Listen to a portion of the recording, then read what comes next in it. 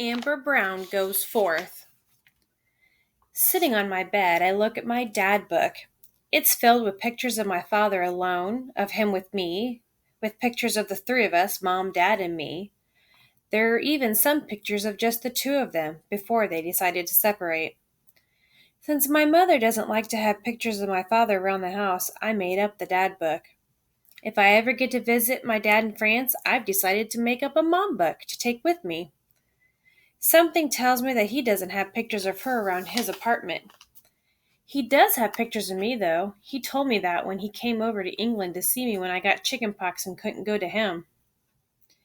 Sometimes I talk to the book as if my dad is really here. Today is one of those days. I'm a little nervous about school starting. I'm going to be the first time that you're not here for the first day of school. And Justin's not here either. I look at the picture of my dad, which was taken when we went to Great Adventure. He's grinning, and he's got a piece of cotton candy stuck on his nose. He can't say anything. I continue. Actually, I'm more than just a little nervous. I'm scared. Fourth grade. That's supposed to be pretty hard. And Mr. Cohen's not going to be my teacher this year. What if my brain is so filled with everything from nursery school, kindergarten, first, second, and third grade that I don't have room in it to put any new facts? What if I get a desk that wobbles? Or a desk that some dumb kid sat in last year and there's still some dumb kidness on the desk that's going to rub off on me?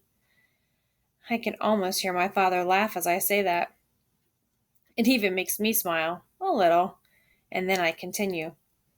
What if no one wants to be my friend? What if nobody wants to be my best friend? Daddy, I'm really out of practice for making best friends. I haven't had to do it since preschool. And I didn't even have to think about it then. Then I give the picture a kiss. I can almost taste the cotton candy on his nose. And Daddy, this is the big news. Mommy is going out with this guy named Max. She started going out with him while I was in England, and I think she really likes him.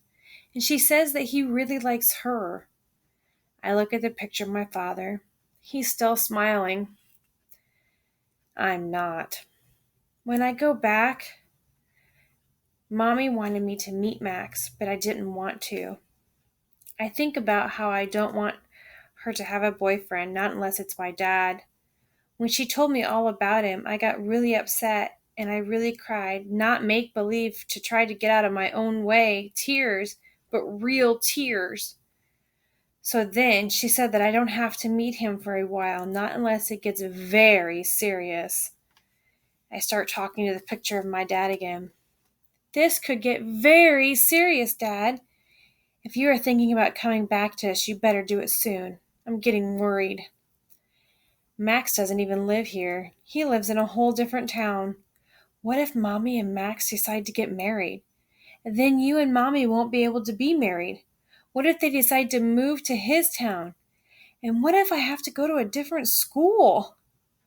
My father says nothing. Maybe I should call him and talk to the real person, not just his picture.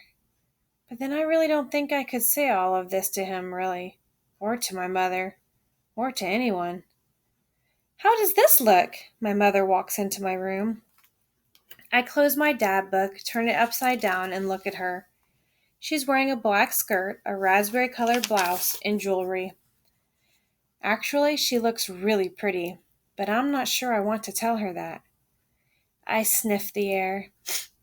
You've got a lot of perfume on. Then I scrunch my nose up. Actually, she smells good, but I don't want to tell her that either. She adds a black belt to the outfit, looks in my full-length mirror. Then she looks at me. What time is it? What's his face picking you up? I ask. Max is picking me up any minute. She gives me a look. What time will you be home?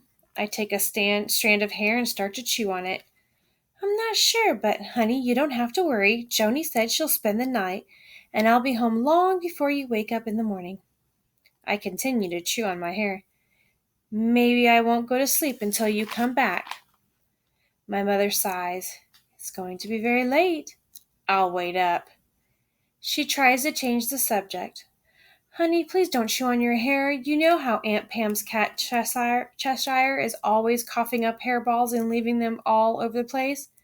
I'm afraid that you're going to start doing the same. She points to a corner and teases, You know, little amber hairballs everywhere.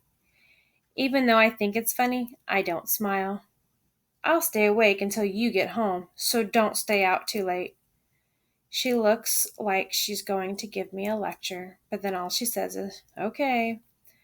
I know that she's sure that I'll fall asleep, but I won't. I know I won't.